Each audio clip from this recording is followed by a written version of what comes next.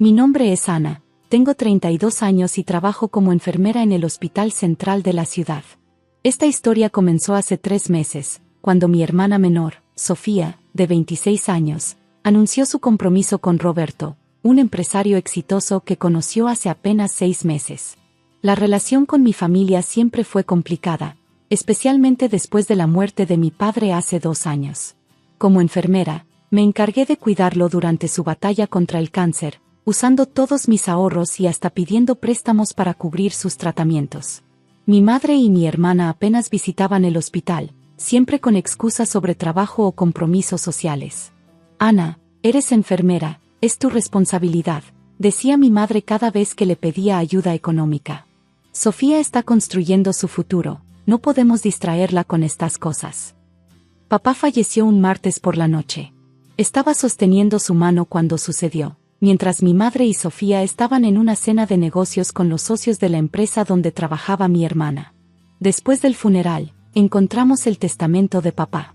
Había dejado su casa y sus ahorros divididos en partes iguales entre Sofía y yo. Sin embargo, la realidad era que la casa tenía una hipoteca considerable, y los ahorros apenas alcanzaron para cubrir las deudas médicas restantes. ¿Eso es todo?, preguntó Sofía indignada durante la lectura del testamento. ¿Dónde está el resto del dinero? Le expliqué pacientemente sobre los gastos médicos, mostrándole todas las facturas del hospital. Ella apenas las miró. Bueno, al menos tenemos la casa, dijo mi madre. Podemos venderla y dividir el dinero. Mamá, respondí cansada, la casa tiene una hipoteca. Apenas alcanzaría para cubrirla si la vendemos ahora. Decidí mudarme a la casa y hacerme cargo de los pagos de la hipoteca. Nadie se opuso, principalmente porque nadie más quería asumir esa responsabilidad financiera. Durante los siguientes 2 años, trabajé turnos dobles en el hospital para mantener los pagos al día. Poco a poco, fui renovando la casa con mis propios ahorros, recordando cómo papá siempre soñó con verla restaurada a su antigua gloria. Entonces, hace 3 meses, Sofía apareció en mi puerta con una sonrisa que conocía demasiado bien. Era la misma sonrisa que usaba cuando quería algo. «Ana, me voy a casar», exclamó, mostrándome un enorme anillo de diamantes. «Felicitaciones», respondí sinceramente. A pesar de nuestras diferencias, seguía siendo mi hermana menor. «Roberto es increíble», continuó, sentándose en el sofá que yo había reupolsterado recientemente. «Es dueño de varias empresas, y quiere que tengamos la boda más espectacular de la ciudad». Mi madre llegó poco después, prácticamente brillando de emoción. «Ana, querida», dijo con ese tono meloso que siempre me ponía en alerta, «necesitamos hablar sobre algo importante». Me senté frente a ellas, notando cómo intercambiaban miradas. «Necesito $50,000 para la boda», soltó Sofía de repente. «Sé que tienes el dinero de papá escondido en alguna parte». Me quedé en shock. «¿Qué? ¿De qué estás hablando?» «No finjas», intervino mi madre. «Tú manejaste todo el dinero durante la enfermedad de tu padre. Debe haber quedado algo». «Todo se gastó en sus tratamientos», respondí, sintiendo cómo me empezaba a doler la cabeza. Les mostré todos los recibos. «Mentira», gritó Sofía, su rostro enrojeciendo. «Siempre fuiste la favorita de papá. Seguro te dejó dinero en secreto». Suspiré profundamente. «Sofía, no hay dinero secreto. Tuve que pedir préstamos para cubrir los últimos tratamientos. Préstamos que aún estoy pagando». «Entonces vende la casa», sugirió mi madre como si fuera la solución más obvia. «Es lo justo. La mitad del valor le corresponde a tu hermana de todos modos. La casa tiene una hipoteca, y yo he estado pagándola sola durante 2 años», respondí, intentando mantener la calma. «Además, he invertido mis ahorros en repararla». Sofía se levantó furiosa. «No es justo. Tú tienes la casa y yo no tengo nada. Roberto dice que necesitamos una boda digna de su estatus social». «Si Roberto tiene tanto dinero como dices, ¿por qué no paga en la boda?», pregunté. El silencio que siguió fue revelador. Está invirtiendo en nuevos negocios ahora», murmuró Sofía. «Pero ese no es el punto. El punto es que me estás robando mi herencia». Se levantó dramáticamente y salió de la casa, con mi madre siguiéndola de cerca. En la puerta, Mi madre se detuvo y me miró con desaprobación. Si no ayudas a tu hermana con esto, será mejor que te olvides de que tienes familia, amenazó antes de cerrar la puerta de golpe. Pensé que ese sería el fin del asunto. Estaba equivocada. Una semana después, recibí una notificación legal. Sofía me estaba demandando por apropiación indebida de la herencia familiar. La notificación de la demanda me golpeó como un balde de agua fría. Me senté en la cocina, la misma donde había preparado innumerables comidas especiales para papá durante su enfermedad, y leí el documento una y otra vez. Sofía alegaba que yo había manipulado a nuestro padre durante su enfermedad para obtener acceso a cuentas bancarias secretas y que había malversado fondos de la herencia. Solicitaba 50,000 pesos como compensación, más daños y perjuicios. Mi teléfono no dejaba de sonar con mensajes de familiares y amigos. ¿Cómo pudiste hacerle esto a tu propia hermana? Tu padre estaría avergonzado, deberías pensar en tu familia primero. Incluso mis tías, que nunca aparecieron durante la enfermedad de papá, ahora tenían mucho que decir. Ana, siempre fuiste egoísta. ¿Por qué no quieres que tu hermana tenga la boda de sus sueños? En el hospital, mis compañeros notaron mi angustia. María, una colega que había estado conmigo durante los últimos tratamientos de papá, se acercó durante nuestro descanso. Ana, ¿qué sucede? Te ves terrible. Le mostré la notificación legal y los mensajes. Sus ojos se abrieron con incredulidad mientras leía. ¿Tu hermana? ¿La misma que nunca apareció cuando tu padre necesitaba transfusiones de emergencia? Asentí, sintiendo las lágrimas acumularse. Espera un momento, dijo María, saliendo rápidamente de la sala de descanso. Regresó 10 minutos después con Carmen, la administradora del hospital.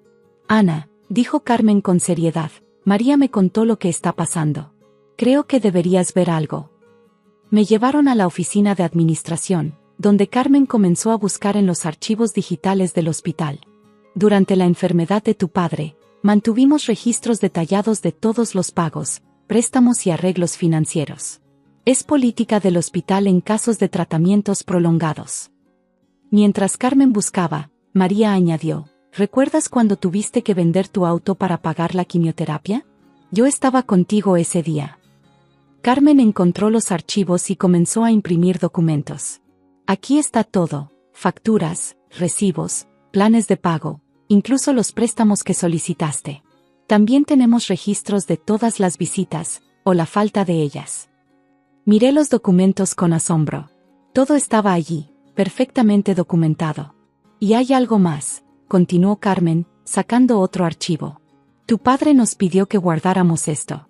Dijo que algún día podrías necesitarlo. Era una carta escrita por mi padre, fechada una semana antes de su muerte, junto con un registro detallado de todos los gastos médicos y cómo se habían utilizado sus ahorros. Mi querida Ana, comenzaba la carta, si estás leyendo esto, significa que las cosas han salido como temía. Sé que tu hermana y tu madre no entienden los sacrificios que has hecho. No pude contener las lágrimas mientras leía. Papá lo había previsto todo. Esa noche, recibí una llamada de Roberto, el prometido de Sofía. Ana, sé razonable, dijo con un tono condescendiente. Sofía merece tener la boda de sus sueños. Si nos das el dinero ahora, retiraremos la demanda. ¿Por qué no pagas tú la boda? Pregunté directamente. No eres un empresario exitoso. Hubo un momento de silencio incómodo. Mis activos están temporalmente inmovilizados en inversiones, respondió nervioso. Además, esto es un asunto familiar. Tienes razón, Roberto. Es un asunto familiar, y lo resolveremos en la corte. Colgué el teléfono y miré los documentos del hospital esparcidos sobre mi mesa. Por primera vez en días, sentí que tenía una oportunidad de limpiar mi nombre. Al día siguiente, recibí otra sorpresa. María había contactado a otros enfermeros y médicos que habían atendido a mi padre. Todos estaban dispuestos a testificar sobre mi dedicación y los sacrificios financieros que había hecho. No estás sola en esto, me dijo María. Todos recordamos cómo cuidaste a tu padre mientras ellas estaban ocupadas con sus vidas sociales. Me senté en el viejo sillón de papá, sosteniendo su carta y mirando las fotos familiares en la pared. En una de ellas, Sofía y yo sonreíamos juntas en su graduación de la universidad, un evento que yo había ayudado a pagar recortando mis propios gastos. Oh, papá, susurré, ¿cómo llegamos a esto? La audiencia en la corte estaba programada para la siguiente semana. Mientras organizaba los documentos con mi abogado, no podía evitar preguntarme cómo reaccionarían mi hermana y mi madre cuando vieran toda la verdad expuesta. El día de la audiencia llegó más rápido de lo que esperaba. Entré a la sala del tribunal con mi abogado, el señor Torres, y vi a Sofía sentada del otro lado con mi madre y Roberto. Los tres me lanzaron miradas de desprecio. «Todo saldrá bien», susurró María, quien había venido a apoyarme junto con varios compañeros del hospital. La jueza Miranda entró y comenzó la sesión. El abogado de Sofía presentó su caso primero. «Su señoría», comenzó con tono dramático, «este es un caso claro de manipulación y aprovechamiento. Mi cliente, la señorita Sofía Ramírez, fue injustamente privada de su herencia por su hermana mayor, quien abusó de su posición como cuidadora principal de su padre enfermo». Mientras él hablaba, noté que Roberto parecía cada vez más nervioso, constantemente aflojándose la corbata y mirando su teléfono. Cuando fue nuestro turno, el señor Torres se levantó con calma. «Su señoría, tenemos documentación exhaustiva que demuestra exactamente cómo se utilizó cada centavo de los ahorros del señor Ramírez en sus tratamientos médicos». Comenzó a presentar los documentos del hospital, uno por uno. Las facturas, los recibos de los préstamos, los registros de pagos. Con cada nuevo documento, veía cómo el rostro de Sofía perdía color. «Además», continuó mi abogado, «tenemos testimonios del personal médico que atendió al señor Ramírez». María fue la primera en testificar. «Vi a Ana vender su auto para pagar la quimioterapia de su padre. Trabajaba turnos dobles y aún así pasaba horas junto a su cama. En 2 años de tratamiento, solo vi a su hermana y su madre un puñado de veces, generalmente en visitas de menos de 10 minutos». Otros enfermeros y médicos testificaron de manera similar. Con cada testimonio, mi madre se hundía más en su asiento. Entonces llegó el momento que había estado esperando. El señor Torres presentó la carta de mi padre. «Su señoría, el señor Ramírez dejó esta carta una semana antes de su fallecimiento, anticipando esta exacta situación». La jueza leyó la carta en silencio, sus ojos moviéndose rápidamente por las páginas. «Mi querida Ana», leyó en voz alta, «sé que estás sacrificando todo por mí. He visto cómo vendes tus cosas, cómo trabajas sin descanso. Tu hermana y tu madre no entienden, quizás nunca lo hagan. Pero quiero que sepas que yo sí lo veo todo». Sofía comenzó a llorar, pero no podía determinar si eran lágrimas de vergüenza o de frustración. «También», continuó la jueza, «hay algo aquí sobre el prometido de la demandante». Roberto se puso rígido en su asiento. «Su señoría», interrumpió el señor Torres, «hemos realizado una investigación sobre el señor Roberto Mendoza. Resulta que tiene varias demandas pendientes por fraude financiero en 3 estados diferentes». El caos se desató en la sala. Roberto se levantó de golpe y trató de salir, pero los oficiales de la corte lo detuvieron. Sofía lo miraba horrorizada. «¿Es esto cierto?», le gritó a Roberto. Yo puedo explicarlo», balbuceó él. La jueza golpeó su mazo repetidamente hasta que se restauró el orden. «He escuchado y visto suficiente», declaró. «Esta demanda es completamente sin mérito. La señorita Ana Ramírez no solo no malversó fondos, sino que sacrificó sus propios recursos para cuidar de su padre. La demanda se desestima». Miró directamente a Sofía y mi madre. «Y les sugiero que reflexionen seriamente sobre sus acciones. No solo han acusado falsamente a alguien que lo dio todo por su familia, sino que casi se convierten en cómplices de un estafador». Salí del tribunal sintiéndome vindicada pero también profundamente triste. María y mis compañeros me abrazaron, pero no podía dejar de mirar a mi familia destrozada al otro lado de la sala. Una semana después, recibí una visita inesperada. Sofía estaba en mi puerta, sin maquillaje y con los ojos rojos. «Lo siento», susurró. «Lo siento tanto». La dejé entrar y nos sentamos en la cocina, donde tantas veces había alimentado a papá durante su enfermedad. «Roberto se fue», dijo entre lágrimas. «Se llevó los ahorros que tenía para el depósito de mi apartamento. La policía dice que hay otras mujeres, que es su modus operandi». No dije nada, solo escuché. «Mamá está devastada», continuó. No solo por Roberto, sino por todo. Encontró las viejas facturas del hospital en el ático. Ana, ¿cómo pudimos ser tan ciegas? A veces, respondí suavemente, es más fácil creer lo que queremos creer que enfrentar la verdad. ¿Podrás perdonarnos algún día?, preguntó. El perdón llevará tiempo, respondí honestamente. Pero somos familia. Y como me enseñó papá, la familia verdadera se construye con acciones, no solo con palabras. Hoy, 6 meses después, las cosas están mejorando lentamente.